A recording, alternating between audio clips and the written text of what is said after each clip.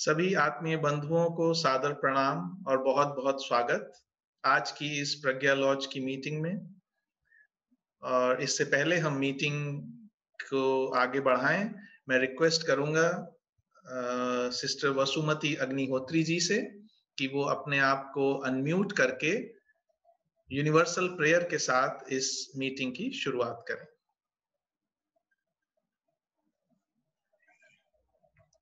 हे गुप्त जीवन तत्व तू ही कंपित कण कण में होता है। हे गुप्त ज्योति तू प्राणी मात्र में जगमग जगमग होती है। हे गुप्त प्रेम तू अखिल विश्व को एक सूत्र में पोता है।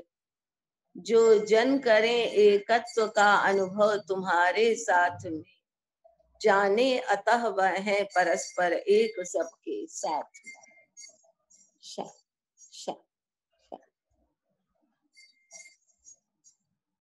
पुनः सभी आत्मीय बंधुओं को सादर प्रणाम। और जैसा कि आपको मालूम है कि आज की जो हमारी मीटिंग है उसका विषय है भक्ति योग, और इस विषय को लेने के लिए हमारे बीच गुजरात से डॉक्टर वर्षा पटेल जी हैं। और जैसा कि आप सभी उनसे अभी बात कर रहे थे, जो इस समय वर्तमान में at present she is working as assistant professor of economics in a government college in Ahmedabad. और थियोसॉफिकल सोसाइटी आपने 2005 में ज्वाइन की थी, और 2005 से लेके 2020 चल रहा है। इस बीच में आपके डिवोशन, डिटर्मिनेशन और जो लगातार थियोसॉफिकल एक्टिविटीज में उनकी योगदान रहा है, उसी की वजह से आज वो रोहित लॉज अहमदाबाद गुजरात की प्रेसिडेंट हैं और उसकी जिम्मेदारी संभाल रही हैं। वर्षा जी को जो लोग नहीं जानते हैं, उन्होंने केवल पूरे इंडिया में ही लेक्चर्स या स्टडी कैंप ही नहीं, बल्कि यूथ कैंप्स और जो एक यूथ मूवमेंट है इंडिया में, उसके लिए उन्होंने बहुत सारे study camps, orientation camps Gujarat में, भवाली में, भुवनेश्वर में किए हैं, और आगे भी वो ऐसा करती रहेंगी, ऐसी हमारी आशा है। और यही एक कारण है जो उनके शब्दों में कि वो थियोसॉफी को यूथ तक जितना अधिक से अधिक हो ले जाना चाहती हैं, क्योंकि आज का वैसे तो थियोसॉफी की जरूरत सभी को है, ब्रह्म विद्या की, लेकिन जो यूथ है उसको जो तनाव से डील कर रहा है, डिप्रेशन से डील कर रहा है, जीवन में चैलेंजेस से डील कर रहा है, उसके लिए उसे इस ज्ञान का होना, इस फाउंडेशन का होना बहुत जरूरी है। ऐसी उनकी सोच है, और वो थियोसॉफी को जीने में विश्वास रखती हैं, प्रैक्टिकल थियोसॉफी में। और आज के इस विषय के लिए वो मेरे ख्याल से बहुत ही उपयुक्त लेक्चरर हैं, क्योंकि वो स्वयं भी डिवोशनल उनका स्वभाव है, और इस विषय को वो हमारे साथ पावर पॉइंट के जरिए शेयर करेंगी। मैं सिस्टर वर्षा पटेल जी से रिक्वेस्ट करूंगा कि वो अपनी स्क्रीन शेयर करें और माइक को आगे संभालें और अपने विचारों से हम सभी को लाभान्वित करें। सिस्टर वर्षा जी। मैं एक चीज और कहना चाहता हूं, जो मैं मेंशन करना भूल गया, कि doctor Varsha Patel is a former national lecturer of Indian section, जो कि एक बहुत बड़ी इंपॉर्टेंट रिस्पॉन्सिबिलिटी और ड्यूटी है, जो लेकिन चूंकि अपने कार्य मतलब वो चूंकि इतने बिजी हो गई अपने कॉलेज काम में कि वो इसलिए वो कंटिन्यू नहीं कर पा रही है, लेकिन भविष्य में अगेन हमें आशा है कि वो पूरे भारत में घूम घूम के और ऑनलाइन लेक्चर्स के जरिए इस ड्यूटी को भी अच्छे से निभाएंगी, नेशनल लेक्चरर की ड्यूटी को। Thank you sir. अच्छे मेरा अभिवादन करने के लिए ब्रदर शिखर जी का खूब खूब धन्यवाद। आज के प्रोग्राम के होस्ट ब्रदर शिखर सर और सभी श्रोतागणों का मैं अभिवादन करती हूँ, और सीधा मैं आज के विषय पे आती हूँ। आज का जो विषय है वो है मेरा भक्ति योग। अब भक्ति योग है तो हम सब श्रीमद् भगवत गीता से तो ज्ञात है, परिचित है, पर मैंने थोड़ा रेफरेंस के रूप में मैंने यहाँ पे डॉक्टर एनी बेसन की बुक है hints on the study of Bhagavad Gita, इसका रेफरेंस लिया है।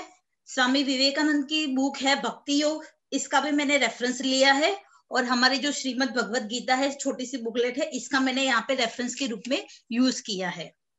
तो आज हम भक्ति योग की बात करेंगे, लेकिन साथ में थोड़ा बेसिक और अदर रिलेटेड टू टॉपिक की भी हम बात करेंगे। वैसे तो हम सबको ज्ञात है कि बहुत सारे योग के प्रकार है। योग के प्रकार के बारे में डिटेल्स में ब्रदर जिनराज दास जी है, इनका एक पुस्तक है योग जीवन, जिनमें उन्होंने कृपा योग, प्रेम योग, सर्वेश्वर योग, प्रकृति योग, क्रियाकांड योग, इनके बारे में बताया है। इसके अलावा हम राजयोग के बारे से भी ज्ञात है, कर्म योग के बारे में हम जानते हैं, ज्ञान योग के बारे में जानते हैं और भक्ति योग के बारे में भी हम जानते हैं। अब हम यहाँ पे समझते हैं योग यानी कि क्या। तो योग यानी कि ज्यादातर तो हम ये समझते हैं कि भाई जो योगासन करते हैं, प्राणायाम करते हैं, इसको योग कहते हैं। लेकिन थोड़ा थियोसॉफिकल एंगल से भी और महर्षि पतंजलि ने जो योग की व्याख्या की है वो थोड़ी डीप में बताई है कि भाई योग यानी कि क्या। तो पहले बॉडी को तैयार किया जाता है योगासनों के माध्यम से, फिर हमारे मन को जो सूक्ष्म है इसको समझने की हम कोशिश करते हैं, इसको बैलेंस बनाने की कोशिश करते हैं प्राणायाम के माध्यम से। तो इस तरह से शुरुआत में हम शरीर का मन के साथ कनेक्शन करते हैं और मन से फिर हम आत्मा के साथ कनेक्शन करने का प्रयत्न करते हैं, इसको हम योग कहते हैं, जो यूज धातु से बना हुआ है। तो योग यानी कि कनेक्शन। दूसरी अदर जो स्पीकर्स है, रेप्यूटेड ऑथर है, उन्होंने योग के बारे में क्या कहा है। तो उन्होंने बताया है कि योग है अनुसंधान की प्रक्रिया, यानी कि connection from body to mind, mind to soul. किसी और ने बताया है कि भाई जो सत्य को उद्घाटित करने की जो पद्धति है, इसको भी हम योग कहते हैं। महर्षि पतंजलि ने बताया है कि योगः चित्त वृत्ति निरोधः, जो चित्त की वृत्तियों को शांत करता है, इंद्रियों को शांत करता है और अंदर की ओर मुड़ता है, इसको योग कहते हैं। तो यहाँ पे योग यानी कि कनेक्शन, कनेक्शन की किसना है, स्थूल से सूक्ष्मतर की ओर जाने की बात की है। अब भक्ति क्या है, तो भक्ति बारे में नारद भक्ति सूत्र करके एक बहुत अच्छी किताब है, पर यहाँ पे मैंने इसका रेफरेंस के बुक में रूप में नहीं लिया है, क्योंकि थोड़ा जो विषय अंदर फिर हो जाएगा। तो यहाँ पे मैंने श्रीमद् भगवत गीता में जो अर्थ बताया है, इसी को मैं यहाँ पे ले रही हूँ। तो भक्ति यानी कि क्या, तो ईश्वर के प्रति जो हमारा अपार जो प्रेम है, इसको भी हम भक्ति कहते हैं। फिर आध्यात्मिक अनुभूति के लिए शुरुआत में हम पूजा अर्चना से शुरू करते हैं और फिर अंततः ईश्वर के प्रति हम निस्वार्थ प्रेम में जो हमारी चित्त की वृत्ति जो बदल जाती है, इसको भी हम भक्ति कहते हैं। और अनन्य भक्ति ईश्वर के प्रति जो है, इसको भी हम भक्ति कहते हैं। तो ये भक्ति और योग की बात की। भक्ति के माध्यम से भी बहुत सारे जो संत है, उन्होंने रियलाइजेशंस को प्राप्त किया है। जैसे कि कबीरदास जी है, तो कबीरदास जी ने भक्ति के बारे में बताया है, लेकिन उन्होंने निर्गुण भक्ति पे ज्यादा जोर दिया है। लेकिन कुछ इनके जो दोहे हैं, वो अभ्यास के दौरान मेरे सामने आए कि उन्होंने सगुण जो भक्ति है, इसकी भी बात की है। एकदम उन्होंने मूर्ति पूजा की आलोचना की है, लेकिन शुरुआत में सगुण भक्ति भी उन्होंने बात की है। तो कबीरदास जी है, मीराबाई है, गुजरात में नरसिंह मेहता हो गए, गंगा सती हो गई, पानबाई हो गई, सती तोरल हो गई, फिर वल्लभाचार्य जी है, संत एकनाथ है। तो इन सभी ने भक्ति के माध्यम से भी ईश्वर को प्राप्त किया है। यहाँ पे हम ईश्वर जो शब्द है, इसको बहुत ही बड़े एंगल्स में लेंगे कि भाई ईश्वर यानी कि हम थियोसॉफी में कहते हैं कि भाई ओमनी प्रेजेंट, ओमनीवेयर, फिर unity of life, universal consciousness, अल्लाह, ऐसे बहुत सारे जो नाम है, इसको हम समझने के लिए ईश्वर ऐसा एक प्रतीक के रूप में हमने शब्द का यूज किया है। लेकिन यहाँ पे ईश्वर तो चेतना भी है और ईश्वर एक फॉर्म में है, ऐसे दो अर्थ में हम यहाँ पे समझेंगे। अब दूसरी बात हम करते हैं विकास की।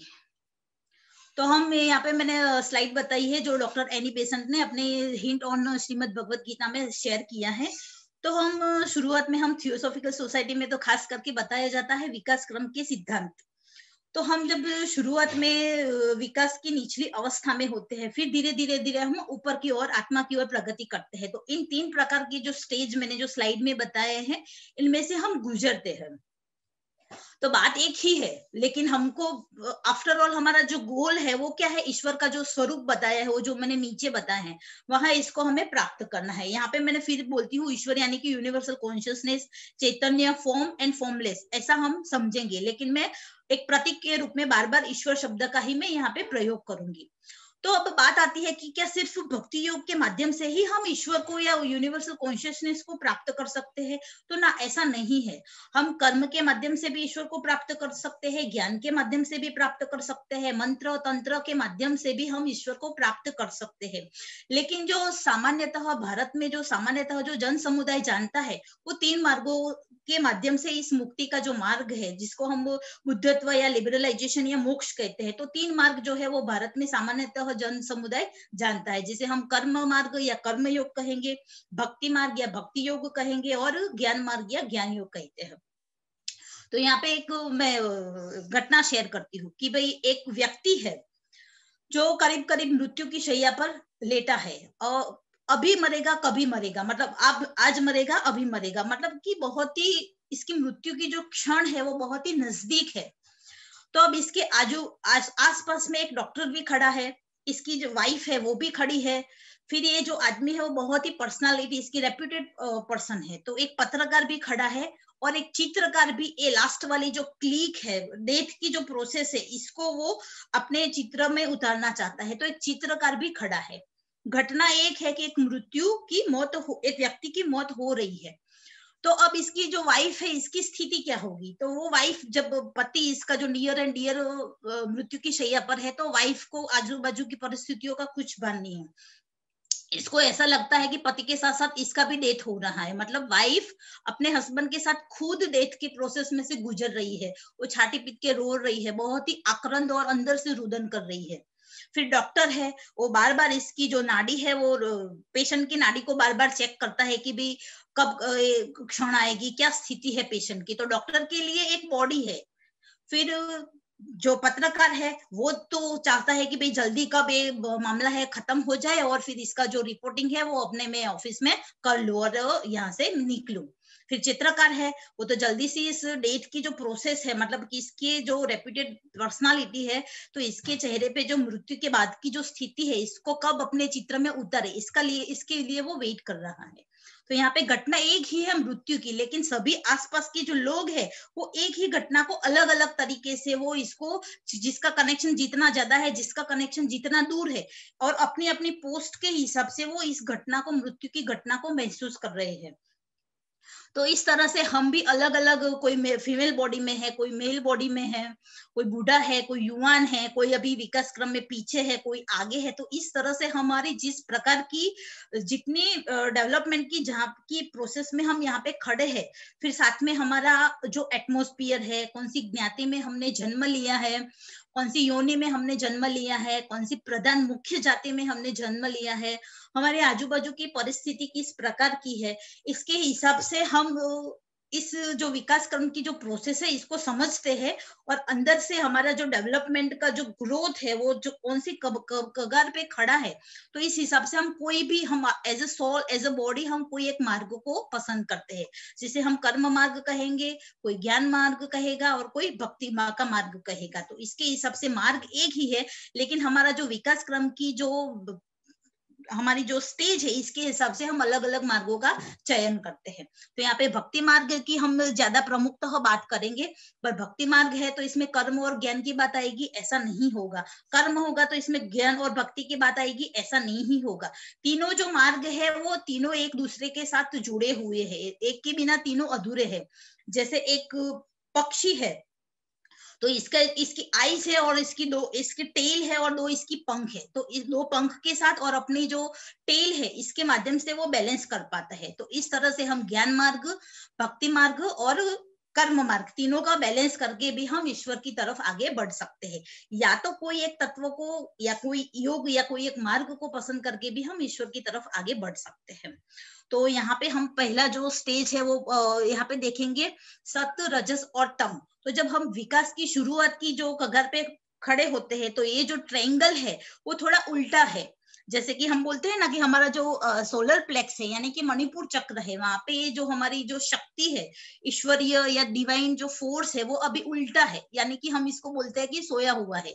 और जब हम आगे बढ़ते हैं, विकास की ओर आगे बढ़ते हैं, ईश्वर की ओर आगे बढ़ते हैं, तो वो जो ट्रायंगल है वो सीधा हो जाता है। और जब वो ट्रायंगल सीधा हो जाता है तब हम फिर आगे की और हम बढ़ते हैं।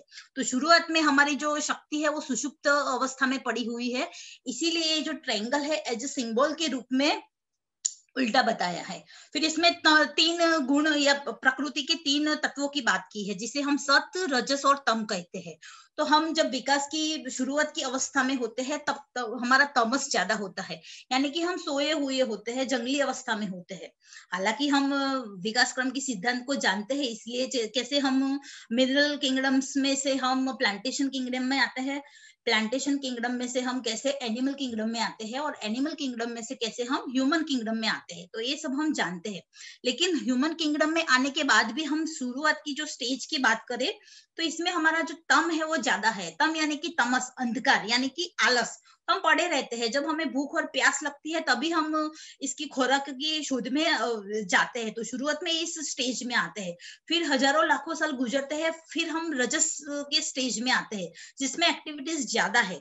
तो आजकल अभी हम जो पूरी ह्यूमैनिटी की बात करें तो वो रजस के स्टेज में है कि ज्यादा एक्टिविटीज ज्यादा होती है, बॉडी के माध्यम से और माइंड के भी माध्यम से। तो ये रजस है।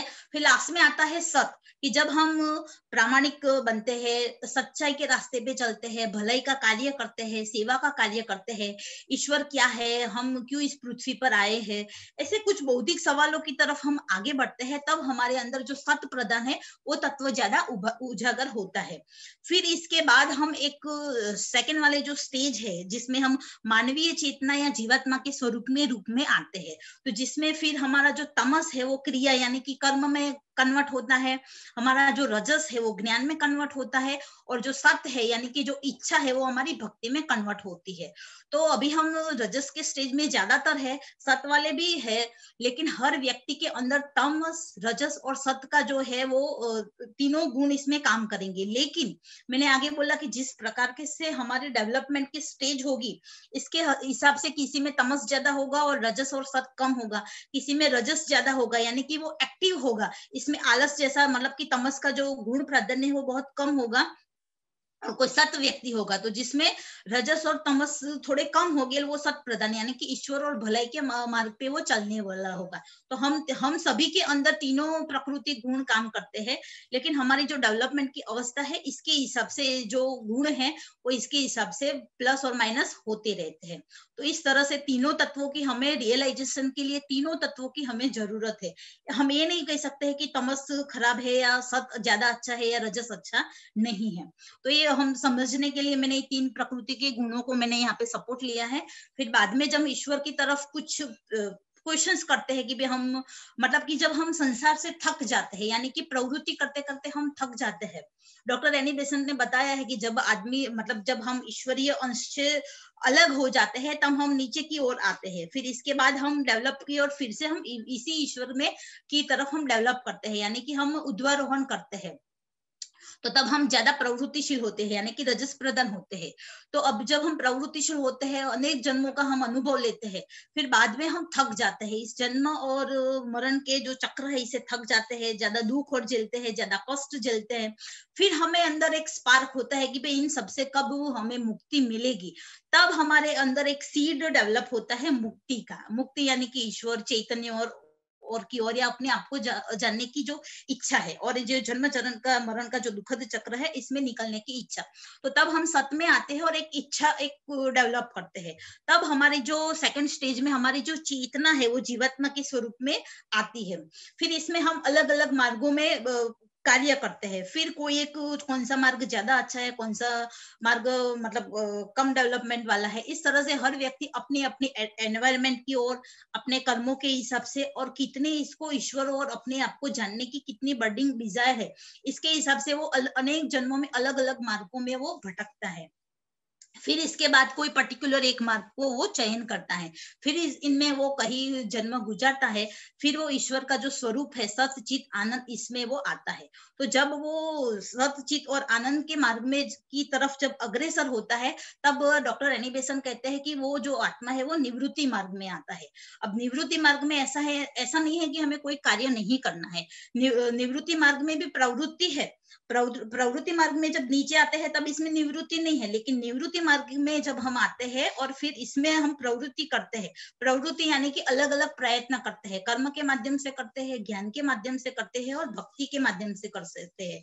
तो निवृत्ति मार्ग में प्रवृत्ति करके ईश्वर को जानने की हम चेष्टा करते हैं और लास्ट में अल्टीमेटली हम ईश्वर की जो स्वरूप है, जिसे यहाँ पे मैंने सत्य चित्त और आनंद बताया है, जो व्यक्ति कर्म प्रधान है वो चित्त के माध्यम से, मन के माध्यम से ईश्वर को जानने की चेष्टा करता है। जो ज्ञान प्रधान व्यक्ति है वो सत्य के माध्यम से, सत्य यानी कि क्या, तो सत्य यानी कि परम विवेक, क्या सही है क्या गलत है, इसका वो ज्ञान करता है। और इसके माध्यम से जो सत्य है, मतलब कि जिसका कभी नाश नहीं होता है, ऐसे तत्व को वो ज्ञान के मार्ग से, जिसे ज्यादातर हम योग मार्ग कहते हैं, तो वहां से वो जानने की कोशिश करता है और लास्ट में अपना जो अल्टीमेट गोल है ईश्वर का सत्य स्वरूप, इसको प्राप्त करता है। और जो भक्ति प्रधान जो व्यक्ति है वो इच्छा के माध्यम से ईश्वर को जानने की चेष्टा करता है, और वो क्योंकि भक्ति का एक अर्थ है कि अनन्या प्रेम, तो ईश्वर का जो प्रेम स्वरूप है, आनंद स्वरूप है, तो इसको वो भक्ति के माध्यम से जानता है। तो इस तरह से अलग अलग ज्ञान मार्गी, कर्म मार्गी और भक्ति मार्गी है, वो ईश्वर के चित्त स्वरूप को, सत्य स्वरूप को, आनंद स्वरूप को जानता है। और जब वो स्टेज में जब पहुंचता है, तब तो वो देखता है कि ईश्वर सत्य स्वरूप है, चित्त स्वरूप है और आनंद स्वरूप है, ईश्वर फॉर्मलेस है और फॉर्म वाला भी है। तो इस तरह से तीनों मार्गी है वो अपने अल्टीमेट गोल यानी कि ईश्वर के सच्चे स्वरूप को जानते हैं। तब ये नहीं कह सकते हैं कि अब सिर्फ भक्ति योग का जो मार्ग है वही सही है, या ज्ञान योग का मार्ग ही सही है, या कर्म मार्ग ही सही है। तीनों अपने अपने मार्ग से अलग अलग जर्नी करते हैं, लेकिन जब पहुंचते हैं तब देखते हैं कि सभी मार्ग अपनी अपनी तरफ सही है और लास्ट में अल्टीमेट जो गोल है वहां ही जीवात्मा को पहुंचाते हैं। तो इस तरह से इस स्लाइड में हमने कैसे निवृत्ति मार्ग और प्रवृत्ति मार्ग और हमारी विकास की जो अवस्था है, इसके हिसाब से कैसे अलग अलग स्टेज में हम कार्य करके इस मार्गों के माध्यम से ईश्वर के सच्चे स्वरूप को जान सकते हैं। तो यहाँ पे भक्ति योग है, भक्ति है वो एक सपोर्टिव है, एक माध्यम है। तो आगे भक्ति का जो है वो नेक्स्ट स्लाइड में थोड़ा डिटेल्स में हम जानते हैं।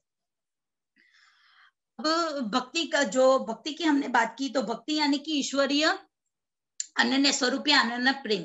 लेकिन बहुत सारे जो संत हो गए, बहुत सारे फिलोसोफर हो गए, फिलोसोफर तो यहाँ पे हम ज्यादा शब्द यूज नहीं करेंगे क्योंकि वो ज्ञान मार्ग में और योग के मार्ग में ज्यादा आते हैं। लेकिन जो संत हो गए तो उन्होंने भक्ति का एक स्वरूप बताया, क्योंकि जब हम भक्ति मार्ग से प्रयाण करते हैं यानी कि ईश्वर को आनंद के रूप में हम जानने की चेष्टा करते हैं, ईश्वर को प्रेम रूप में जानने की चेष्टा करते हैं, तो यहाँ पे हमें भक्ति क्या है, तो इसका जो स्वरूप है वो कैसा है वो जानना जरूरी है। तो यहाँ पर भी ज्ञान मार्ग जो है वो यहाँ पे आता है कि सही भक्ति क्या है। भक्ति करना ही नहीं आएगा, भक्ति कैसे की जाती है वो अगर नहीं आएगा तो हम ज्यादा, हमारा जो टाइम है वो ज्यादा जाएगा। हमारी भावना सच्ची होगी तो हमारी जो भावना है, हमारा हेतु है, वो हमें भक्ति करना आए या ना आए, लेकिन हमारा जो हेतु है वो अगर सच्चा होता है तो गलत रास्ते पे जाते हैं, लेकिन अल्टीमेट हमारा जो हेतु है शुद्ध होता है तो हमें अपने गंतव्य स्थान यानी कि ईश्वर तक पहुंचा ही देता है। लेकिन फिर भी अगर हमें सच्चे मार्ग, जो भक्ति मार्ग हमने यूज किया है, तो अगर इसका जो ज्ञान है अगर हमारे पास, तो हम जरा इसको आसानी से समझ सकते हैं और हमारी जो अननेसेसरी जो चीजों में हमारा जो टाइम वेस्ट होता है, अननेसेसरी चीजें हमें जो ऑक्यूपाई करके रखती है संसार में, इसको हम छोड़ने की चेष्टा कर सकते हैं। तो यहाँ पे भक्ति के लिए भी ज्ञान की आवश्यकता होती है।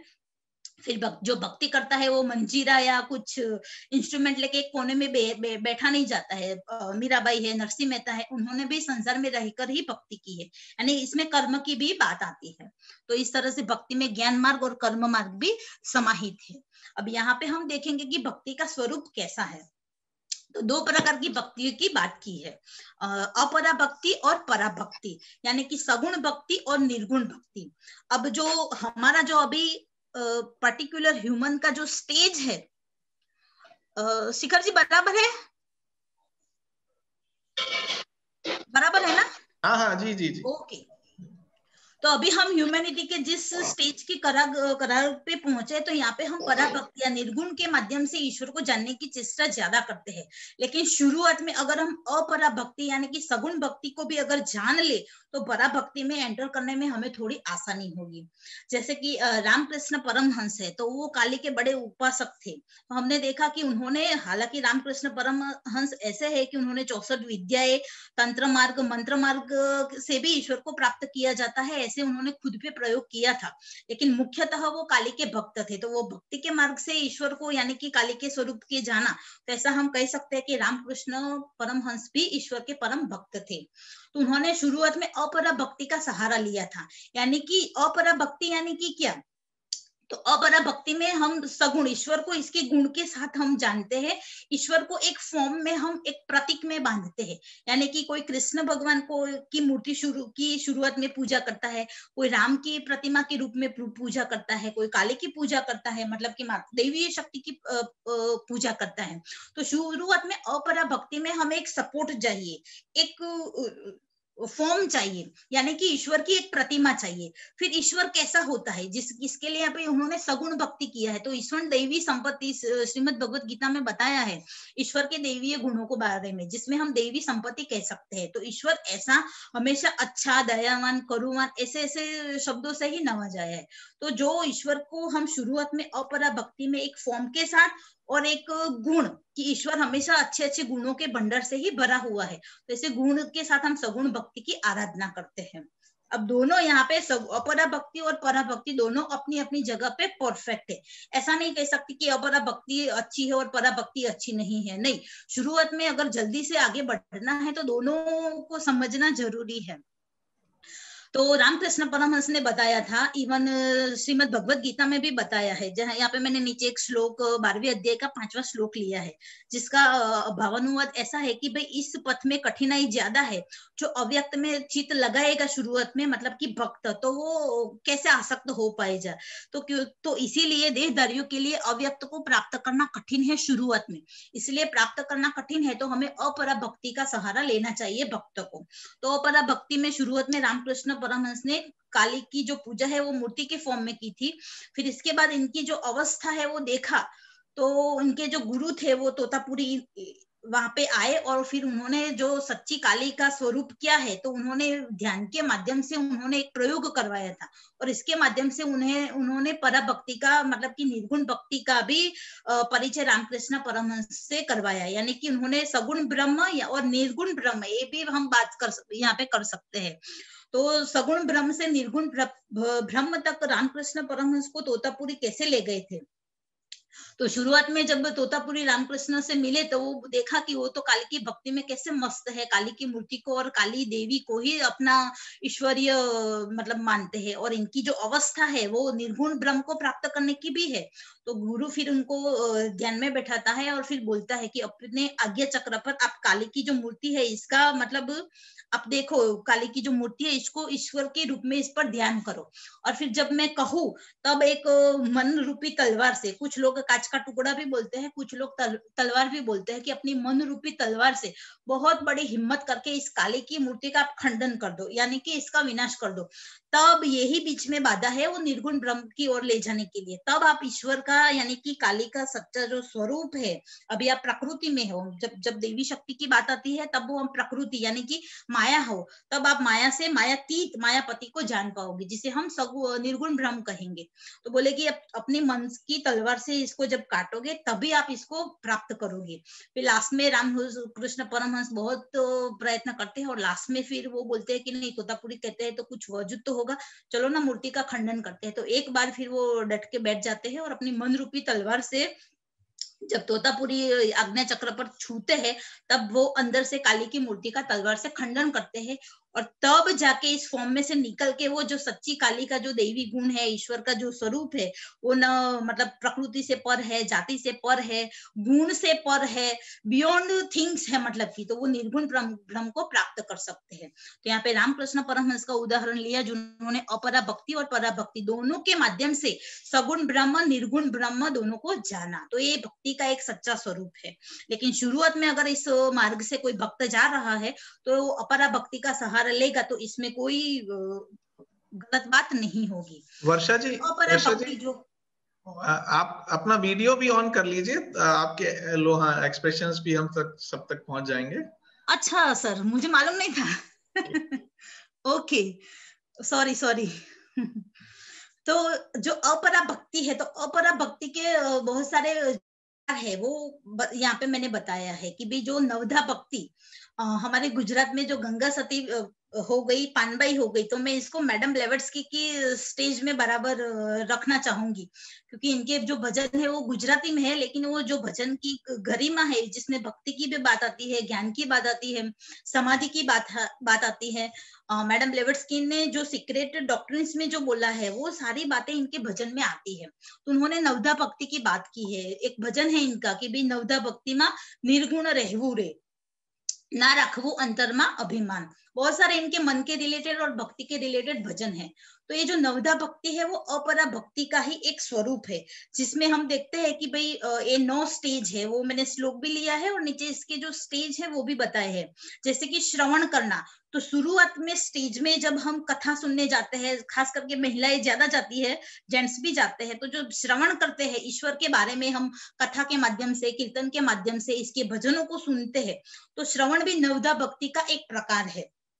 फिर कीर्तन आता है, तो कीर्तन में हम जो देखते हैं इस्कॉन में जो है, इसके जो फॉलोअर्स है वो कैसे कृष्ण की भक्ति में मस्त हो गए, कैसे कीर्तन करते हैं, तो कीर्तन भी नवधा भक्ति का एक ही स्वरूप है। फिर स्मरण करते हैं, बार बार हम जब भी फ्री होता है हमारा माइंड, तो बैकग्राउंड में हम ईश्वर और ईश्वर की जो गुण है इस पर मनन और चिंतन करते हैं, और किसी भी पदार्थ का, इस दुनिया का किसी भी निर्जीव पदार्थ का हम स्मरण नहीं करते हैं। तो जो ईश्वर का हम स्मरण करते हैं, कुछ लोग शुरुआत में मंत्रों का जाप भी करते हैं, मतलब किसी भी माध्यम से, कोई गुणों के माध्यम से जाप करता है, किसी को श्लोकों के माध्यम से, गीता के श्लोकों पर भी मनन चिंतन करता है। तो किसी भी माध्यम से जब हम ईश्वर का स्मरण करते हैं तो वो भी नवधा भक्ति में आता है। फिर पाद सेवन आती है, तो कुछ पंथ ऐसे है, कुछ समुदाय ऐसे है जिसमें गुरु की और ईश्वर की जो चरण है इसकी सेवा की जाती है। तो जो हम गुरु के चरण को, गुरु को यानी कि ईश्वर तुल्य मान के जब इसके चरणों की हम सेवा करते हैं, तो वो भी नवधा भक्ति का ही एक स्वरूप है। फिर अर्चन करते हैं, अर्चन यानी कि जो मंदिर में जो पुजारी है वो ईश्वर की जो स्टेचू मूर्ति है, इसको, इसके गुजराती हम वाघा बोलते हैं, यानी कि क्लोथ बदलाते हैं, तिलक करते हैं, अलग अलग जो पदार्थ होते हैं औषधि युक्त, इसे नहलाते हैं। फिर तो वो अर्चन हुआ, तो अर्चन भी नवधा भक्ति का ही एक रूप है। फिर वंदन करते हैं, तो वंदन जब करते हैं ईश्वर को, तो यहाँ पे वंदन के माध्यम से भी, हम नवधा भक्ति के माध्यम से भी हम हमारे ईगो को और हमारा जो अहंकार है इसको हम या माइंड को सूक्ष्म या पॉजिटिव बना सकते हैं। खास करके तिब्बत में जो योगियों का जो आश्रम होता है, तो वहां पे एक परंपरा है कि भाई जब भी, जितने भी बार वहां पे गुरु को ईश्वर तुल्य ही मानते हैं जो इसके डिसाइपल है, तो बोलते हैं कि शुरुआत में जब डिसाइपल ऐसे आश्रम में प्रवेश करता है, 3 महीनों तक इनको बोला जाता है कि गुरु कोई भी अवस्था में हो, जब भी आप दिन में गुरु को कितनी भी बार देखो, आप साक्षात इनको प्रणाम करो, यानी कि वंदन करो। तो शुरुआत में हमें थोड़ा ऑड लगता है, लेकिन शुरुआत के स्टेज में कदाच महीना 2 महीना तक हमारा शरीर झुकता है। फिर एक स्टेज ऐसा आता है कि गुरु के वाइब्रेशंस की, इसके डेवलपमेंट की, इसके ओरा की हम पर, डिसाइपल पर इफेक्ट होती है। फिर धीरे धीरे वो अंदर से भी झुकता है, और जब वो अंदर से झुकता है, समर्पण करता है वंदन के माध्यम से, तब वो सच्चे गुरु का या ईश्वर का जो रूप है इसको जान सकता है। तो वंदन भी इस नवधा भक्ति का एक प्रकार है, या रूप है, या एक स्टेप है। फिर दास्य की बात आती है, दास्य यानी कि सेवक। तो कई ऐसे संप्रदाय है जिसमें जो लोग हैं, इसके जो भक्त है, वो अपने आप को ईश्वर के दास मानते हैं, यानी कि सेवक मानते हैं, और हम अपने आप को ईश्वर का नौकर मानते हैं, दास मानते हैं, सेवक मानते हैं, और इसके हिसाब से जो भी कर्म है वो संसार में रह के करते हैं। तो यहाँ पे दास्य भाव से भी हम ईश्वर की पूजा कर सकते हैं। फिर सख्य भाव है, सख्य यानी कि मित्र भाव। तो एक सखी संप्रदाय करके है, तो जिसमें लोग अपने आप को कृष्ण की, खास करके जो गोपियां थी, तो गोपियां थी वो कृष्ण को अपना मित्र ही मानती थी। तो जो सखी भाव है, ईश्वर को अपना परम मित्र जानना, और किसी भी व्यक्ति को अपना परम मित्र नहीं मानना, सिर्फ ईश्वर को ही अपना परम मित्र मानना और इसकी ही आज्ञा का पालन करना। तो सख्य भाव से भी हम नवधा भक्ति कर सकते हैं। फिर लास्ट में आता है आत्मनिवेदन। आत्मनिवेदन का जो 9वां जो स्टेज है, तो अगर किसी ने जो 8 जो स्टेज है, श्रवण, कीर्तन, स्मरण, पाद सेवन, अर्चन, वंदन, दास्य और सख्य, इन सभी को अगर नवधा भक्ति में फॉलो किया है, तो एक स्टेज भक्त का ऐसा आता है जब लास्ट में सारे जो भाव है वो ईश्वर को समर्पित कर देता है। मतलब कि आत्मनिवेदन यानी कि समर्पण करना। जब वो सारा अपना सुख दुख सब कुछ, सारी चेष्टाएं, इवन यहाँ तक कि पूजा अर्चना, सब कुछ ईश्वर को समर्पित कर देता है, तब ईश्वर का जो निर्गुण ब्रह्म है, इसका जो गुणातीत जो स्टेज है, इसको वो प्राप्त कर सकता है। तो इस तरह से नवधा भक्ति के जो 9 फॉर्म है, इसको फॉलो करके भी कोई भी व्यक्ति है वो ईश्वर का फॉर्मलेस और फॉर्म दोनों स्वरूप को, सगुण स्वरूप और निर्गुण स्वरूप, दोनों स्वरूप को वो प्राप्त कर सकता है। तो ये नवधा भक्ति है वो अपरा भक्ति का ही एक प्रकार है, लेकिन इसी के माध्यम से भी हम परा भक्ति और अपरा भक्ति दोनों को हम के माध्यम से ईश्वर को जान सकते हैं। अब यहाँ पे बताया है भक्ति के प्रकार। ये जो रेफरेंस मैंने लिया है गीता में से लिया है, जिसमें 7वें अध्याय का 16वां जो श्लोक है, तो वो अर्जुन, जो कृष्ण है वो अर्जुन को बताते हैं भक्त के कैसे प्रकार होते हैं, किस किस प्रकार के जो भक्त है वो मेरी पूजा अर्चना कैसे करते हैं। तो उन्होंने बताया है कि 8 प्रकार का भक्त है, तो जब मुसीबत आती है तभी वो मुझे पुकारता है। फिर जिज्ञासु प्रकार का है कि जो अपने शरीर के पोषण के लिए, मतलब कि पैसे रुपये मकान के लिए नहीं, लेकिन भगवान को तत्व के रूप में जानने की चेष्टा करता है और इसीलिए इसके वो गुणगान करता है। फिर अर्थार्थी है, मतलब कि संसार में किसी सुख संपत्ति, धन संपत्ति, पद प्रतिष्ठा को प्राप्त करते हैं। तो ऐसे भी जो लोग हैं वो हवन करते हैं, मंत्रोच्चार करते हैं, कथाएं करवाते हैं, यज्ञ का आयोजन करते हैं और इसके माध्यम से ईश्वर और सत्ता की प्राप्त करने की चेष्टा करते हैं, खास करके पॉलिटिशियंस। फिर यहाँ पे ज्ञानी आता है। तो जो ज्ञानी है वो सच्चा भक्त है कि वो सिर्फ ईश्वर को, जो ज्ञानी भक्त है वो कहते हैं कि अपना सब कुछ समर्पित कर देता है, और जो ज्ञानी भक्त है वो ही इनका सच्चा सेवक है। तो इस प्रकार के 4 प्रकार के अलग अलग भक्त है। तो हम अपने आप को भी देख सकते हैं कि भी हम आर्त स्वरूप के भी भक्त है कि जब मुसीबत आती है तब ईश्वर को डेफिनेटली याद करते हैं। जिज्ञासु है, कभी कभी हम ईश्वर को बोलते हैं कि भी इस जन्म मरण के चक्कर में से हमको निकाल, आप कैसे हो, कैसा नहीं हो। इस प्रकार से हम तत्व के माध्यम से जिज्ञासु प्रकार के भी बनते हैं। कभी कभी हम अर्थार्थी भी बन जाते हैं और कभी कभी हम ज्ञान, लास्ट में हम जब समझते हैं कि आर्त, जिज्ञासु और अर्थार्थी तीनों जो स्टेज है वो तो हमें और जन्म मरण के चक्र में बांधने वाले हैं। तो लास्ट में वो जो भक्त है वो ज्ञान के स्टेज में आता है।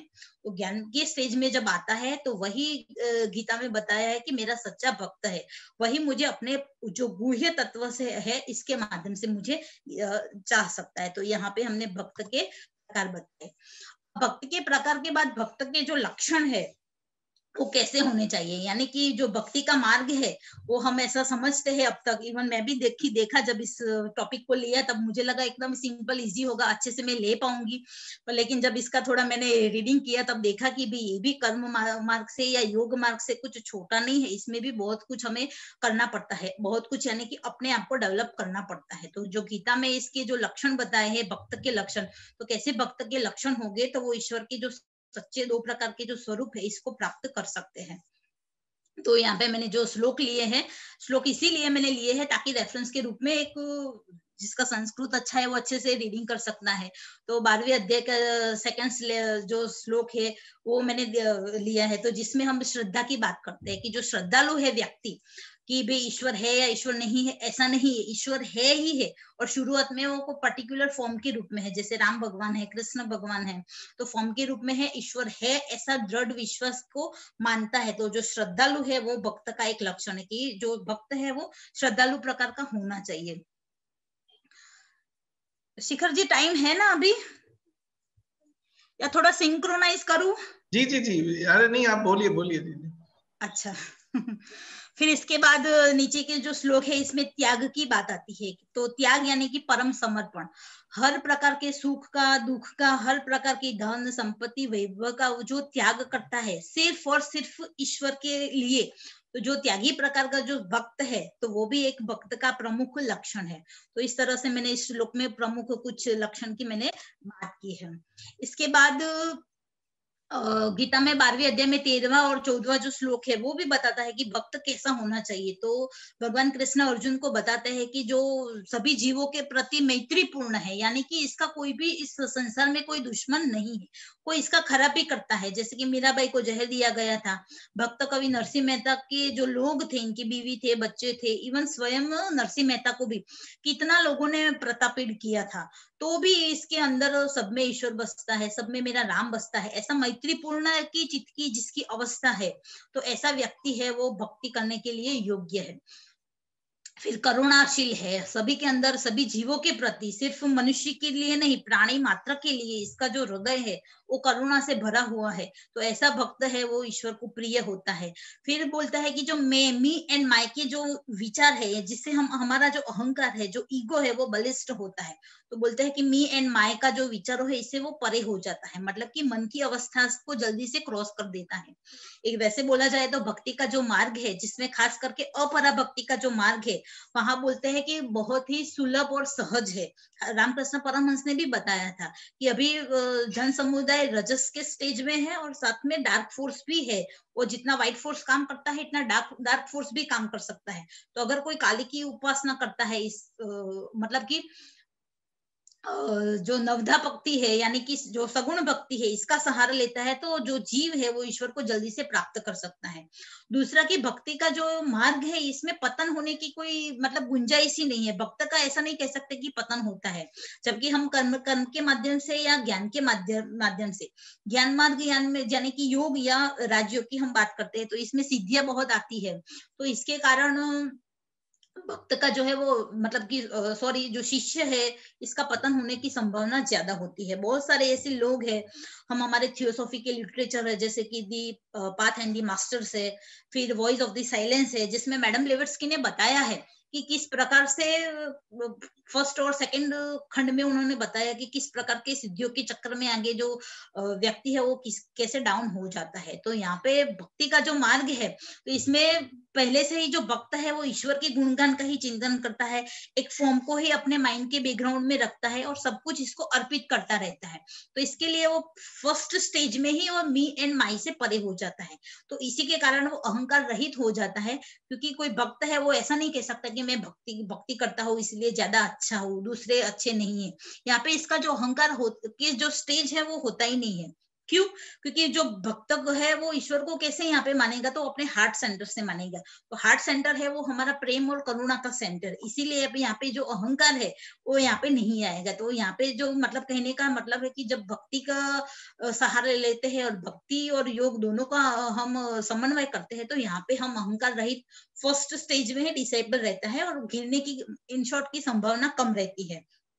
इसीलिए कलयुग में हम अगर भक्ति मार्ग को अगर सही तरीके से जानते के माध्यम से भी हम इफ पॉसिबल इसी जन्म में हम ईश्वर का जो सच्चा स्वरूप है, अपना सच्चा स्वरूप है, इसको हम जान सकते हैं। तो इस तरह से यहाँ पे बताया है कि जो भक्त है वो कैसे विचारों से और ईगो से मुक्त रहता है। बाद में 15वां श्लोक है, 16वां श्लोक है और 17वां श्लोक है, इसमें भी कुछ प्रमुख लक्षण बताए हैं। जैसे कि जो इसका भक्त है वो कभी व्याकुल नहीं हो जाता है, सुख आता है दुख आता है। जैसे लेडबीटर साहब बोलते हैं ना कि भाई दोनों परिस्थिति में हमें बैलेंस रहना है, यानी कि हमारा जो माइंड का जो स्टेज है वो संतुलित होना चाहिए। और योगी भी है, तो योग के माध्यम से भी अगर कोई जाता है, तो योगी का जो बताया है श्रीमद् भगवत गीता में कि स्थिर बुद्धि वाला जो योगी है इसके लक्षण कैसे होते हैं। तो स्थिर बुद्धि वाला जो योगी है, जो बैलेंस है, सुख और दुख में बैलेंस रहता है, तो भक्त भी इसी बैलेंस की जो स्टेज है इसमें स्वतः आ जाता है।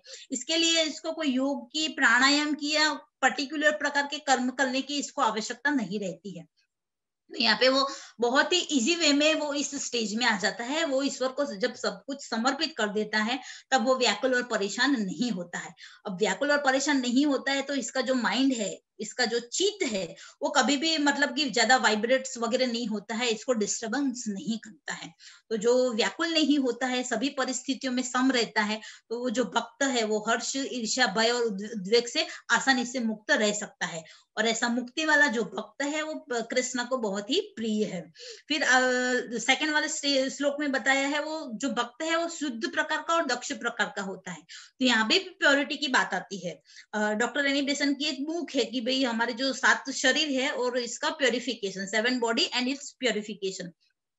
तो शुरुआत में बॉडी का कैसे प्योरिफिकेशन करना है, फिर मन के भावों का कैसे प्योरिफिकेशन करना है, फिर हमारा जो हेतु है इसका कैसे प्योरिफिकेशन करना है, फिर तब जाके जो यहाँ पे जो सीधे स्टेज की बात आती है, 4 स्टेज की, तो वहां पे 4 की माइंड के परे, यानी कि विचारों से परे, या जिसको हम बोलेंगे कि मेडिटेटिव स्टेज में कैसे आ सकते हैं। तो यहाँ पर भी भक्त जो है वो बाह्य स्वरूप से और अंदर से शुद्ध होना चाहिए। फिर इसमें लास्ट वाले श्लोक में बताया है कि वो कभी, जो मेरा भक्त है वो कभी दुखी नहीं होता है, कभी किसी को दोष नहीं देता है, ना ही कोई परिस्थितियों के कारण कोई शोक करता है, यानी कि किसी नियर और डियर की डेथ भी हो जाती है तो वो बोलता है कि ईश्वर में से आया था, ईश्वर में समर्पित हो गया, तो वो कभी शोक नहीं करता है। तो इस तरह से जो लक्षण बताए हैं वो योग मार्ग में भी आते हैं, कर्म मार्ग में भी आते हैं।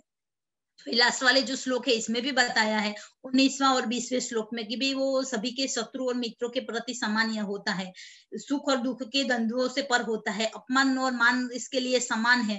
तो इस तरह की जो परिस्थिति है जिसमें अपना जो बैलेंस टिका रहता है, ऐसा जो भक्त है वो भगवान कृष्ण को बहुत ही प्रिय है। फिर लास्ट वन फिर से श्रद्धा की बात आती है कि जो श्रद्धावान भक्त है वही मुझसे परायण होता है और फिर धर्म रूपी अमृत की उपासना करते हुए ही जो मुझे प्राप्त करता है, ऐसा भक्त है वो मुझे प्रिय है। तो यहाँ पे भक्त के कुछ अलग अलग लक्षणों की बात की है। इसके बाद हम ईश्वर का जो स्वरूप है, भक्त के लक्षण आ गए, भक्ति का अर्थ हुआ, योग का अर्थ हुआ। अब हम ईश्वर का जो स्वरूप है इसकी बात करते हैं। तो ईश्वर का जो स्वरूप है वो मैंने प्रतीक के रूप में यहाँ पे देवी की भी एक प्रतीक लिया है और मेल बॉडी की भी मैंने यहाँ पे प्रतीक लिया है। तो साकार स्वरूप है, तो ऐसे देवी और मेल और फीमेल दोनों बॉडी में हम देखते हैं कि हम अलग अलग प्रतीकों में ईश्वर को मानते हैं। तो इसका साकार स्वरूप है, यानी कि ईश्वर की जो चेतना है जब फॉर्म लेती है तो इसको हम ईश्वर का साकार स्वरूप कहते हैं। और दूसरा ईश्वर का जो रूप है वो निराकार है, वो गुणों से पर है, वो आकार से पर है। यहाँ पे मैंने प्रकाश को सिंबल के रूप में लिया है, लेकिन ऐसा भी नहीं कह सकते कि ईश्वर यानी कि लाइट। वो तो हो सकता है, अगर डीप में अगर मेरी अंडरस्टैंडिंग ऐसी है कि वो तो प्रकाश से भी पर है। वो हमारे पृथ्वी पे जितने भी पंच तत्व है, तो पंच तत्वों से भी जो परे है, जो हम इसको हम कोई आकार में कोई गुण में बांध नहीं सकते, जिसको हम सिर्फ अनुभव कर सकते हैं। मैडम ब्लेवेट्स्की बोलती हैं कि हमारे अंदर एक चेतना का एक ऐसा अंश है जिसे हम ईश्वरीय अंश बोलते हैं, और वो अगर कोई व्यक्ति चाहे तो ईश्वरीय अंश को जान सकता है, महसूस कर सकता है। तो जो अब हम जानने की बात आती है आत्मा को, ईश्वर को, तो वो इसको निराकार रूप में हम जान सकते हैं, अनुभव कर सकते हैं। तो इस तरह से ईश्वर का 2 स्वरूप है, साकार स्वरूप और निराकार स्वरूप। इसके बाद भक्ति योग में जो बात की थी वो नवधा भक्ति की ही बात की है। खास करके स्वामी विवेकानंद की जो बुक है भक्ति योग, इसमें सारे स्टेप लिए थे, तो मैंने यहाँ पे लिए हैं कि भाई जब हम अपरा भक्ति करते हैं तब गुरु की आवश्यकता हमको रहती है। अब हमारे थियोसॉफी में भी बोलते हैं कि चाहे किसी भी प्रकार का, किसी भी मार्ग का व्यक्ति हो, जब जो व्यक्ति तैयार हो जाता है, यानी कि डिसाइपल तैयार हो जाता है ईश्वरीय ज्ञान के लिए, चाहे कोई भी भक्ति मार्ग हो, कर्म मार्ग हो, ज्ञान मार्ग हो, या कोई और मार्ग हो जिसके बारे में हम नहीं जानते हैं, लेकिन जब डिसाइपल रेडी होता है तो जो मास्टर्स है, जो गुरु है, वो इसके लिए प्रेजेंट हो जाते हैं। तो इस मार्ग में गुरु की भी आवश्यकता है। फिर प्रतीक और मंत्र है और शब्दों का जो ज्ञान है वो गुरु को आना चाहिए, और ऐसा जो गुरु है वो इस ईश्वर को भवसागर से तार करवा सकता है। फिर प्रतीकों की उपासना की बात आती है, तो जो मंत्र तंत्र है, जो प्रतीक है, वो जो सब है, वो सब हमारा जो सगुण भक्ति है इसमें आते हैं। फिर यहाँ पे मैंने कबीर जी के कुछ दोहे भी लिए हैं कि भी पूजा घर में मूर्ति मेरा संग शाम, जितनी जिसकी चाकरी इतने इसके दाम। यानी कि उन्होंने, वैसे तो जो कबीर है उन्होंने निर्गुण ब्रह्म की ही ज्यादा बात की है, लेकिन उन्होंने कभी कुछ दोहे ऐसे भी मिले हैं जिसमें ईश्वर को प्रतीक के रूप में शुरुआत में हम सपोर्ट के रूप में ले सकते हैं। फिर जो दूसरा है जिसमें राम नाम, इसके जो कबीर जी के जो गुरु थे, उन्होंने शुरुआत में तो कबीर जी नीची ज्ञाति के निम्बाई के रूप में, यानी कि कुछ लोग कबीर को मुसलमान भी मानते हैं, कुछ लोग हिंदू भी मानते हैं, तो ऐसे नीची वर्ण के माने जाते थे। इनके जो गुरु थे उनको दीक्षा नहीं दे रहे थे, तो फिर वो कैसे गंगा नदी के किनारे लेट जाते हैं। फिर इनके जो गुरु थे, I think may be Ramdas ऐसा ही कुछ नाम था। तो इनका पैर कैसे पड़ता है और फिर इनके गुरु के मुख से राम निकल जाता है और फिर वो कबीर जी वही राम को पकड़ लेते हैं और फिर शुरुआत में उन्होंने भी राम नाम का जो जाप है इनका सहारा लिया था। तो बोलते हैं कि लूट सके तो लूट ले राम नाम की लूट, पाछे फिर पछताओगे प्राण जाही जब छूट। जब हमारा प्राण यानी कि डेथ आ जाएगी तो फिर हम पछताएंगे। तो जितना हम संसार में रहते हैं तब राम के जो नाम है इसकी लूट जितना मतलब की भक्ति करे राम की इतना कर लो तो राम की जगह कोई भी हम ईश्वर की उपासना कर सकते हैं। फिर बाद में गुरु की उन्होंने महिमा बताई है कि भी गुरु की मूर्ति आगे खड़ी दुनिया भेद कुछ नहीं, उन्हीं को प्रणाम करी सकल तिमिर मट माही। गुरु ऐसा होना चाहिए जो हमारे अंधकार को छीन लेता है। तो इस जो नवधा भक्ति का जब हम मार्ग का चयन करते हैं या हम पराभक्ति का चयन करते हैं तो गुरु की आवश्यकता हमें रहती है। साथ में प्रतीक है, मंत्र है, शब्द है, इसकी भी उपासना हमें सपोर्ट करती है। तो यहाँ पे मैंने एक बात की है। लास्ट वाले स्टेज में हम पराभक्ति की बात करेंगे कि भी जब हम नवधा भक्ति का जो 8 स्टेप है इसको फॉलो कर दिया तो 9वां जो स्टेज है आत्मनिवेदन जिसे हम समर्पण कहते हैं, तो इसके माध्यम से कैसे हम ईश्वर को जान सकते हैं। तो पराभक्ति में हम ईश्वर को, जब ईश्वर का जो स्वरूप है इससे ज्ञान हो जाते हैं, ईश्वर के जो गुणों है इससे ज्ञात हो जाते हैं और कर्म के माध्यम से इन गुणों को हम अपने जीवन में आत्मसात करने की कोशिश करते हैं।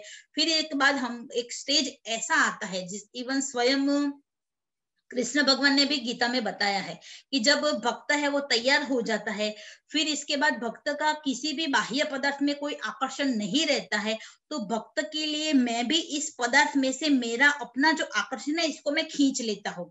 तो यहाँ से भक्त प्रयत्न करता है, वहां से ईश्वर इसको सपोर्ट करता है। तो जब ईश्वर भी अपनी जो आकर्षण की जो शक्ति है जो संसार में भक्त को बांधता है इसको वो समाप्त कर देते हैं, तब वो ईश्वर को परा भक्ति के माध्यम से फॉर्मलेस के स्टेज में जाने की चेष्टा करता है और कृष्ण भगवान इसके लिए सपोर्ट करते हैं। बहुत सारे श्लोक है, भक्ति योग है वो 12वां अध्याय है, लेकिन ऐसा नहीं है। भक्ति के बारे में 6ठे अध्याय में, 8वें अध्याय में, 11वें अध्याय में, 18वें अध्याय में भी बहुत सारे इसके जो श्लोक है वो मिलते हैं और वो पराभक्ति की ओर हमें इंडिकेट करते हैं। तो जो पराभक्ति है जहाँ पे हम निर्गुण जो ब्रह्म है, फॉर्मलेस जो गॉड है, जो कालातीत है, गुणातीत है, इसको कैसे प्राप्त कर सकते हैं। तो यहाँ पे उन्होंने बताया कि भाई त्याग और समर्पण के माध्यम से हम ईश्वर के इस सच्चे स्वरूप को जान सकते हैं। अब यहाँ पे त्याग और समर्पण यानी कि क्या, तो संपूर्णतः समर्पण, अपना आई, अपना सुख दुख संपूर्णतः जो ईश्वर को समर्पित कर देता है, तो ऐसे सच्चे व्यक्ति को भगवान अपना जो गुह्य स्वरूप है वो दिखाते हैं। और समर्पण के लिए बोलते हैं कि परम वैराग्य और परम प्रेम चाहिए। तो यहाँ पे भक्ति को कुछ कुछ जगह पे जो संन्यास का योग बताया है तो वो भी भक्ति योग की ही यहाँ पे बात की है। तो जो व्यक्ति वैरागी है साथ में परम प्रेमी है, तो ऐसा जो भक्त है वो पराभक्ति के माध्यम से भी ईश्वर का जो निर्गुण स्वरूप है इसको वो जान सकता है। और लास्ट वाले जो श्लोक है इसमें बताया है कि इस पराभक्ति के द्वारा मुझ परमात्मा को मैं जो हूँ और जो जितना हूँ ठीक ठाक वैसा का वैसा तत्व को वो जो व्यक्ति है वो तत्काल जान लेता है। तो जो भगवान है वो वैसे वो एक गुह्य तत्व की बात की है, तो जो तत्व है ऐसा जो गुह्य तत्व है, तो इसके माध्यम से हम ईश्वर का जो सच्चा स्वरूप है गुणातीत फॉर्मलेस, तो इसको हम जान सकते हैं। तो इस तरह से भक्ति योग में हमें बताया कि कैसे भाई अपराभक्ति और पराभक्ति के माध्यम से हम सगुण ईश्वर और निर्गुण ईश्वर को कैसे जान सकते हैं। तो इसके मैंने अलग अलग टूल्स है, इसको मैंने जितना मेरी जितनी बुद्धि थी, जितनी मेरी अंडरस्टैंडिंग थी, इतने मैंने यहाँ पे एलाबरेट करने की कोशिश की। थोड़ा डिले भी हो गया इसीलिए क्षमा चाहती हूँ। आप लोगों ने सभी ने शांति से सुना इसीलिए मैं खूब खूब आप सभी की आभारी हूँ। यहाँ पे मैं अपने वाणी को विराम देती हूँ। Thank you very much.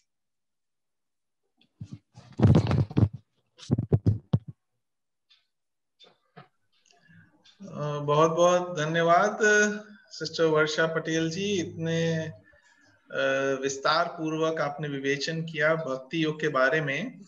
और मेरे ख्याल से हमारे सभी पार्टिसिपेंट्स के मन में कुछ प्रश्न होंगे, तो मैं रिक्वेस्ट करूंगा कि एक एक करके या तो अपना हाथ उठा लें तो मैं इनवाइट कर लूंगा सबको, और या अगर आप पूछना चाहें डायरेक्ट तो खुद भी पूछ सकते हैं हमारे आज की वक्ता से, सिस्टर वर्षा जी से।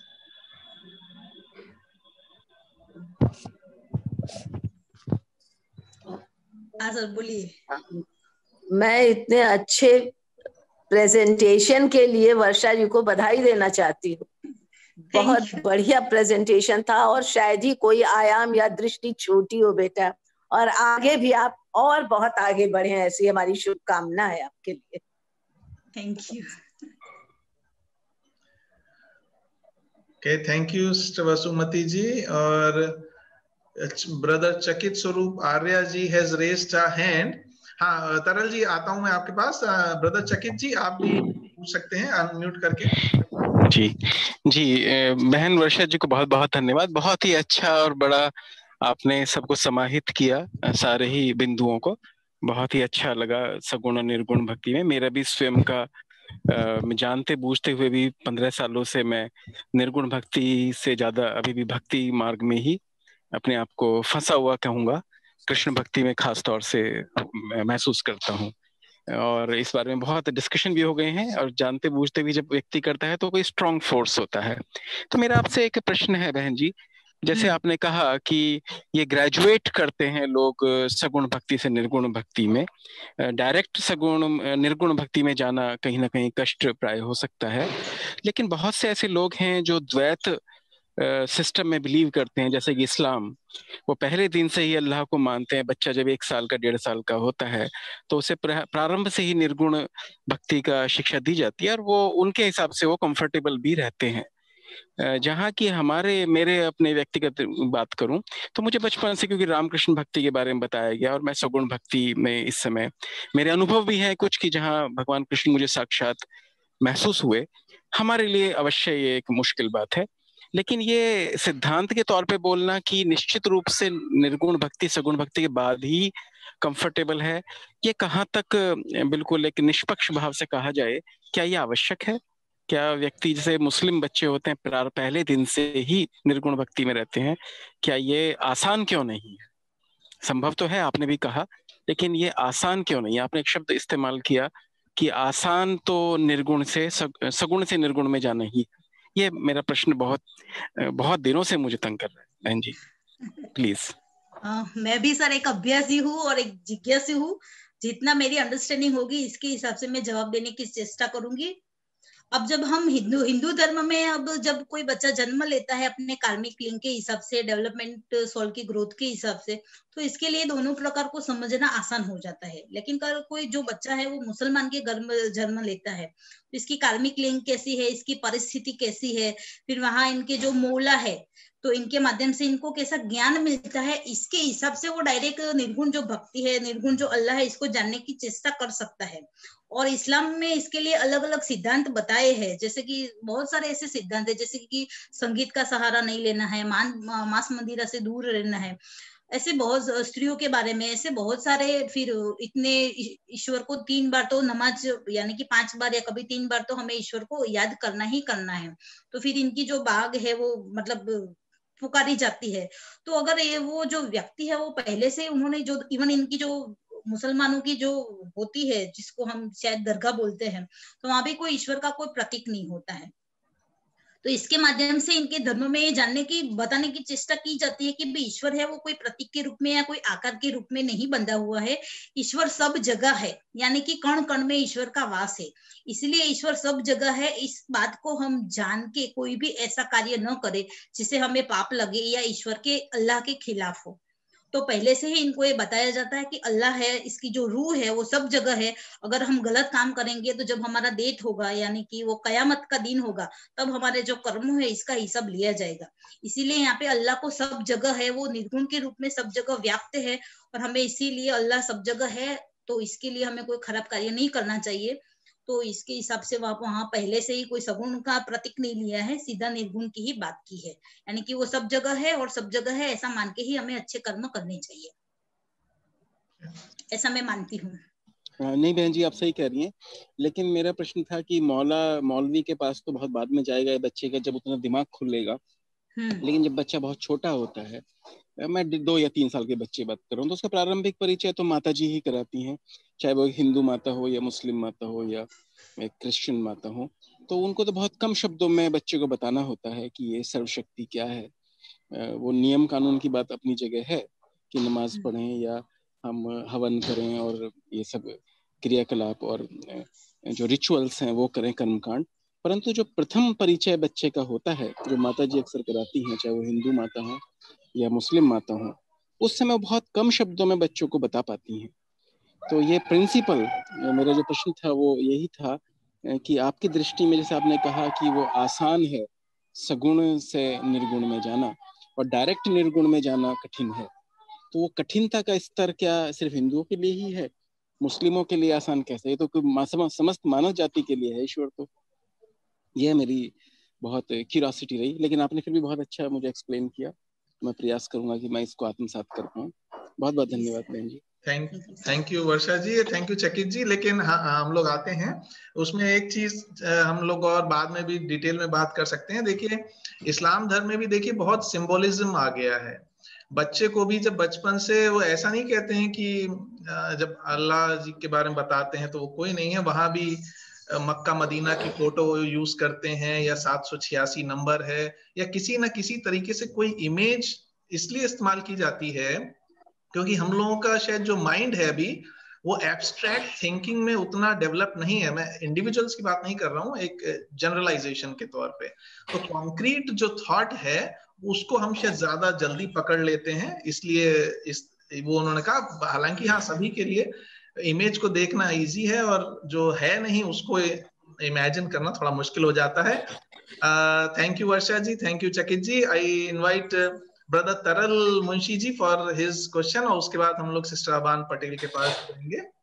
देखिए प्रज्ञा लॉ से जब भी इस तरह के वार्तालाप होते हैं तो एक तो जो वक्ता होती है जैसे वर्षा जी, वो बहुत तैयारी से आते हैं और फिर बात इस तरह आगे बढ़ती है जैसे जी ने बोला। तो मैं जो पूछना चाहता हूँ वो एक बात है और फिर जो उन्होंने कहा उसके ऊपर कुछ कहना चाहता हूँ वो दूसरी बात है। तो पहले मैं वर्षा जी से पूछूंगा कि आपने शुरू में उदाहरण बताए थे एक डॉक्टर के और एक अलग अलग लोगों के, चित्रकार के और उसके, जो एक डेथ को सामना कर रहे थे। तो वो अपने जो आपने उसको अगर हम उसी संदर्भ को आगे बढ़ाएं, आपकी अभी तक की जो वार्ता हुई, तो वो अपने कर्म को निभाते हुए भक्ति के किस स्थान पर थे? क्या ये कुछ आप बता सकती हैं? सर यहाँ पे हम अटैचमेंट की ही बात करेंगे ना, कि जैसे कि कोई वाइफ है तो इसका जो हस्बैंड है वो डेफिनेटली नियर और डियर ही होगा। तो वो इतना अंदर से मतलब जुड़ी हुई है कि भाई हस्बैंड मेरा जो पति है, मेरा एक समझो कि एक प्राण, एक शरीर का अंग है, वो मर रहा है। वो हस्बैंड मर रहा है, वो दूसरी बात है, वो स्वयं मर रही है अपनी इमोशंस के माध्यम से। इसको कुछ आसपास की परिस्थितियों का कुछ भान नहीं है। मैं वो क्रिया समझ गया, लेकिन वो क्रिया क्या कोई भक्ति का रूप है? क्योंकि अगर हम सिंबोलिज्म को मानते हैं तो पति जा रहा है उसके बारे में प्रेयर करना या वो ना जाए, वो भी एक तरह की भक्ति है। डॉक्टर अपने फन से जो सीखा है, क्योंकि वो एक अभी हम इसके पहले एक अध्ययन कर उसमें कर्म की बात थी कि कर्म से भी व्यक्ति जा सकता है। तो वो अपना कर्म निभा रहा है, उसको कुछ होश नहीं है कि वो लेडी उसी वक्त रो रही है, चित्रकारी कर रहा है, वो अपने चिकित्सा ज्ञान के अंदर मग्न है। तो ये अपने अपने ज्ञान में जो चारों व्यक्ति मग्न है, क्या ये भी किसी तरह की एक जो आप भक्ति का भाव बताती हैं कि पूजा करना, ये करना, उसी तरह की भक्ति है जिससे वो पराभक्ति की ओर जा सकता है? नहीं, वो तो सर मैंने अपनी विकास की जो स्टेज है इसके हिसाब से डेथ की जो प्रोसेस है इसको एज अ एक मतलब समझाने के लिए, एक बेस बनाने के लिए मैंने सहारा लिया था कि भाई ये जो इस परिस्थिति एक ही है, लेकिन हम सबकी जो मन की स्थिति और डेवलपमेंट की स्थिति अलग अलग होती है। इसके हिसाब से हम अलग अलग मार्गों का चयन करते हैं, चाहे ज्ञान मार्ग हो या योग का मार्ग, राज का मार्ग हो या भक्ति का मार्ग हो। बट बताना एक था कि परिस्थिति एक ही है, डेथ हो रही है, वास्तविकता है। इसी तरह से ईश्वर है, चाहे सगुण रूप में हो या निर्गुण रूप में हो। हम हमारा जिस प्रकार का डेवलपमेंट होगा इसके हिसाब से वो मार्ग का हम चयन करेंगे और जो अल्टीमेट जो गोल है हमारा ईश्वर का, या चैतन्य को हो या सोल को हो या लिबरलाइजेशन, मोक्ष को हो या बुद्धत्व को हो, तो वहां हम पहुंच सकते हैं। तो वो मैंने बोला था कि तीनों जो मार्ग है वो वैसे देखा जाए तो अलग अलग नहीं है। जैसे डेथ की प्रोसेस एक ही थी, लेकिन सब लोगों ने इसको अलग अलग सतह पे अलग अलग तरीके से अनुभव किया।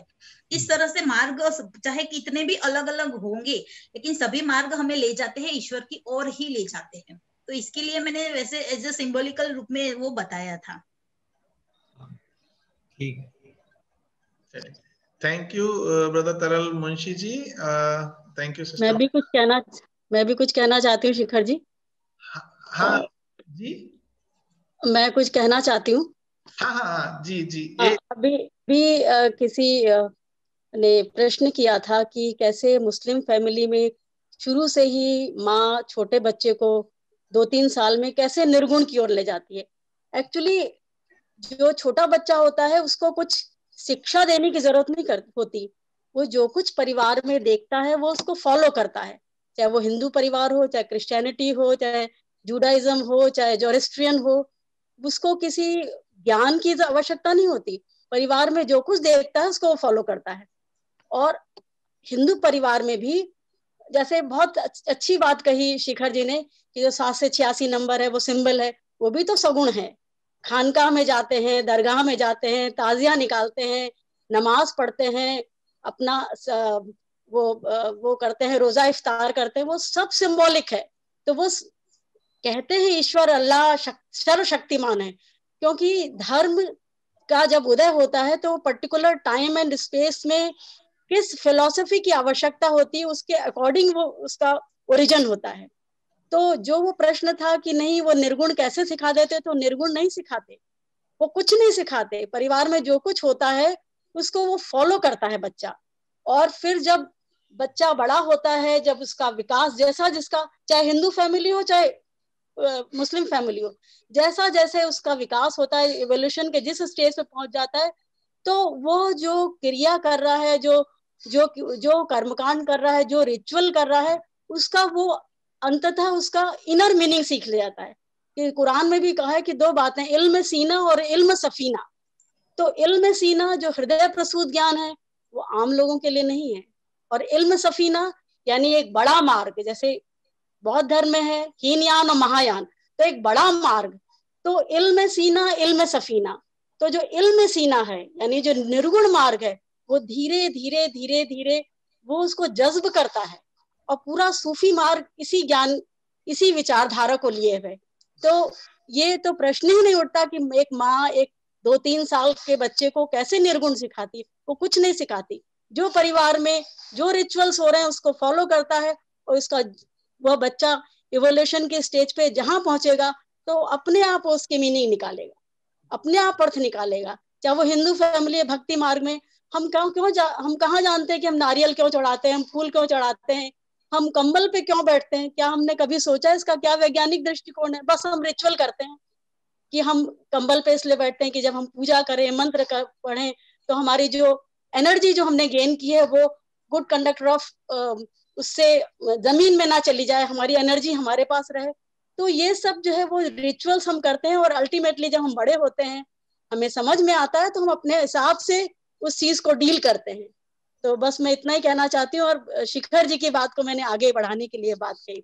धन्यवाद। Thank you doctor Sushma ji Allahabad से, थैंक यू, आपने इस विषय को और विस्तार दिया, और इस पे हम लोग और भी चर्चा सेशंस आगे रख सकते हैं। और I would like to invite now sister Aban Patel for her questions please. Good afternoon. I will be speaking in English. Of course, I know Hindi, but I know Gujarati, but it is much easier for me to speak in English. So first of all, I congratulate you for a very smooth talk. But if you don't mind if I say, if you would have gone a little slower, you were very fast. And of course, there are many people who understand Hindi here very well. I also understand. But you can understand what I want to say, because we are not so well versed with this language. I shouldn't say that, but it is my own opinion કે જરા થોડું ધીરે બોલતે ને તો વધારે સમજમાં આવતે. I hope you understand Gujarati ને. એટલે અમારું ગુજરાતી ને હિન્દી બધું આવું જ છે. એટલે you see, જરા to get into your brain, into your mind, it's a bit difficult when you go so very fast. Of course, I understood about 90% of your talk. And one request, in future, whenever you put those captions like मैंने इधर लिखा भी है, कीर्तन, और I tried to write English when you were speaking, but could not, because it was so fast, you know. So this is my request for people, because you know theosophy में खाली हिंदी बोलने वाले नहीं है, खाली इंग्लिश बोलने वाले नहीं है, खाली गुजराती बोलने वाले नहीं है, सब तरह के लोग हैं. And that is why if next time when you talk, a little bit of here and there English equivalent जो आप रखेंगे ना on your screen, तो हमारे जैसे लोगों को बहुत सुविधाएं हो जाएगी. चौक्कस मैडम, आपका सजेशंस में ध्यान में रखूंगी नेक्स्ट टाइम चौक्कस. हाँ, yes, because even I do give talks. Yeah. And I'm running, we are in from the Blavatsky Lodge, Mumbai. Every Friday, I take books and we do the reading. And I mean, talk means reading, class लेते हैं. तो मैं उसमें थोड़ा थोड़ा गुजराती, थोड़ा थोड़ा हिंदी, कई એવું તેવું બધું બોલીએ કે જેથી you know those who not understand English so well, they will also feel as if they are one of them. So you have to take all together people when you give a talk. You have done a wonderful job. You are such a young lady. You have a long time to go. Master's blessings are always with you. And our good wishes to you. Thank you very much. Thank you, ma'am. Thank you. Hello. Hello. Yes sir. जी. हाँ, सूरत से उदय पकावाड़ा. वर्षा बहन को आज हिंदी में प्रथम बार सुनना मिला. बहुत आनंदित प्रभावित हुआ. नवधा भक्ति का विवरण सुना. थोड़ा मैं लेट ज्वाइंट हो सका, लेकिन रेवा लॉज के प्रवचन के बाद में अनाउंस किया गया था कि पीछे वर्षा बहन का है, इसलिए मौका हमको बराबर मिला और आज उसको सुनते हुए बहुत आनंदित हुआ, प्रभावित हुआ और भक्ति योग के बारे में सारी जानकारी मिली. धन्यवाद, आभार. थैंक यू बंधु उदय जी. और एनीबडी एल्स, किसी के और कोई प्रश्न हो या कोई message, please welcome. You are stationed in Ahmedabad? Yes, ma'am. Yes. वर्षा बहन को सुन के बहुत आनंदित हुआ और उनका जब से शिखर जी का मैसेज आया कि वो बोलने वाले हैं, और सच्ची कहूँ तो वर्षा बहन और हमारा रूट एक साथ में हरजीवन लॉज आश्रम कडोली से आता है. उनके पिताजी और मेरे पिताजी और सब लोग साथ में हरजीवन लॉज में बैठते थे और वहीं से आज सुबह हमारा रेवा लॉज की मीटिंग में भी ये बात हुई कि जब फैमिली से आते हैं या बचपन से लोगों को आता है ये गुण थियोसॉफी का, तो बहुत आगे जाके काम में आता है. जैसा कि हमने शिखर जी और उनकी वाइफ उधर मेहनत कर रहे हैं अडियार थियोसॉफिकल एजुकेशन एकेडमी के लिए, और बचपन से जो गुण आते हैं वो बहुत ही मदद करता है. और हमें बहुत खुशी हुई कि वर्षा जी इतने आगे बढ़ गए हैं और इतना अच्छा देते हैं.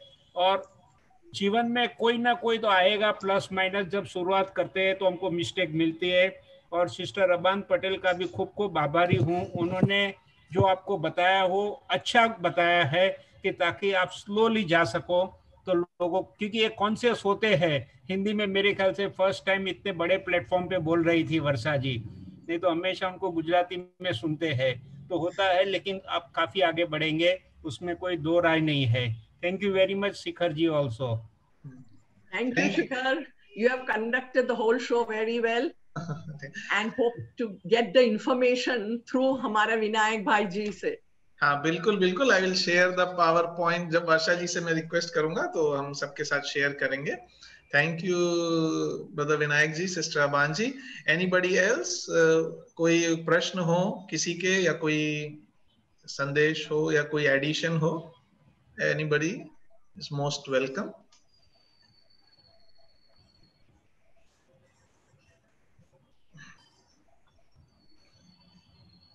किसी का कोई प्रश्न हो तो पूछ सकते हैं,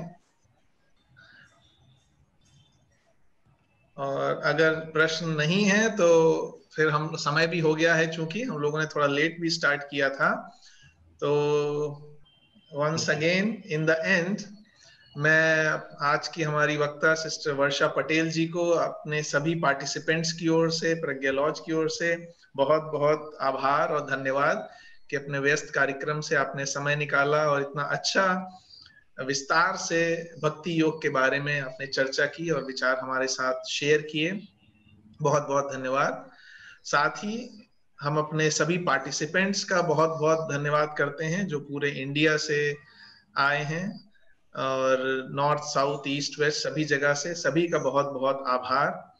और अंत में, इस मीटिंग के अंत में हम लोग एक सभी के मंगल कामना के लिए पूरे संकल्प और भाव के साथ, जैसा भक्ति योग आज विषय भी है, पूरी अपनी विल पावर के साथ और थर्ड पावर का यूज करते हुए सबकी मंगल कामना के लिए हम सब यह श्लोक अपने मन में बोल सकते हैं।